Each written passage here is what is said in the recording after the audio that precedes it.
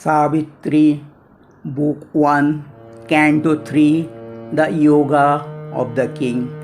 He felt the beating life in other men, invade him with their happiness and their grief, their love, their anger, their unspoken hopes entered in currents or in pouring waves into the immobile ocean of his calm. He heard the inspired sound of his own thoughts, re-echoed in the vault of other minds. The world's thought streams traveled into his ken.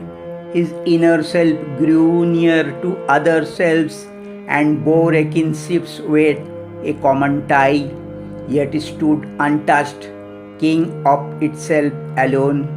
A magical accord quickened and attuned to ethereal symphonies, the old earthly strings.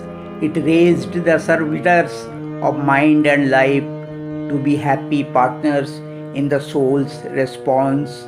Tissue and nerve were turned to sensitive chords, records of laughter and ecstasy.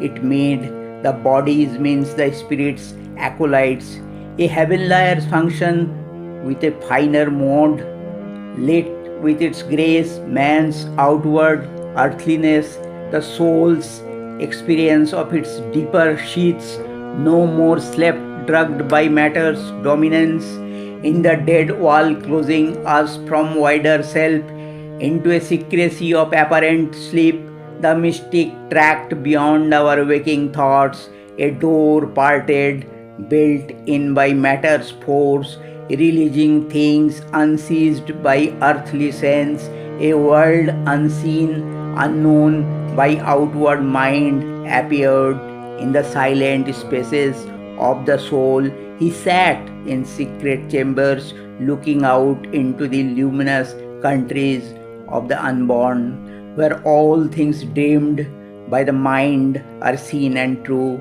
and all that the life longs for his drawn close. He saw the perfect in their starry homes, wearing the glory of the deathless form, laying in the arms of the eternal peace, wrapped in the heartbeats of of God ecstasy.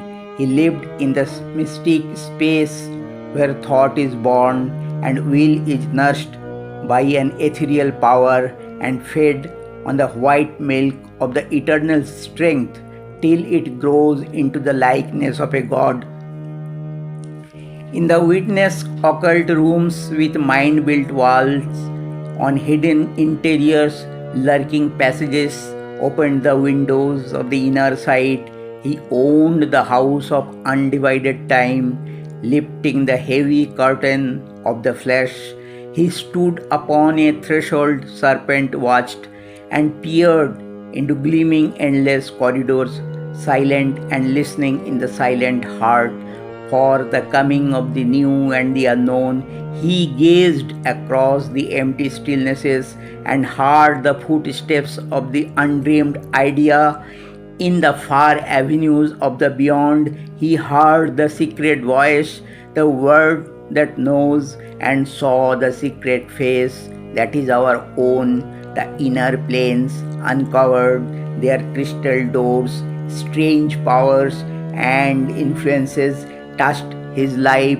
A vision came of higher realms than ours, a consciousness of brighter fields and skies, of beings less circumscribed than brief lived men, and subtler bodies than these passing frames, objects too fine for our material grasp, acts vibrant with a superhuman light, and movements pushed by a superconscient force, and joys that never flowed through mortal limbs, and lovelier scenes than earth's, and happier lives.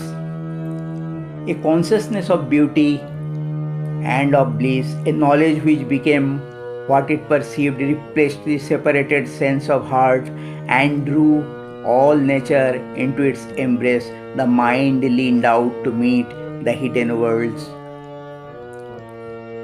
Air glowed, and teemed with marvelous shapes and hues. In the nostrils quivered celestial fragrances, on the tongue lingered the honey of paradise, a channel of universal harmony. Hearing was a stream of magic audience, a bed, a bed for occult sounds earth cannot hear. Out of a covert tract of slumber self, the voice came of a truth submerged, unknown. The flows beneath the cosmic surfaces only meant an omniscient silence heard, held by intuitive heart and secret sense. It caught the burden of secrecies, sealed and dumb. It voiced the unfulfilled demand of earth and the song of promise of unrealized heavens, and all that hides in an omnipotent sleep, in the unceasing drama carried by time on its long listening flood that bears the world's insoluble doubt on a pilgrimage without goal, a laughter of sleepless pleasure foamed and spummed, and murmurings of desire that cannot die. A cry came of the world's delight to be, a grandeur and greatness of its will to live, recall of the soul's adventure into space, a traveler through the magic centuries, and beings labor in matter's universe, its search for the mystic meaning of its birth and joy of high spiritual response, its throb of satisfaction and content in all the sweetness of the gifts of life, its large breath and pulse and thrill of hope and fear, its taste of pangs and tears and ecstasy, its rapture's poignant beat of sudden bliss, the sob of its passion and unending pain. Om Namo Bhagavati Sri Arvindaya. Om Namo Bhagavati Sri Arvindaya. Om Namo Bhagavate Sri Arvindaya.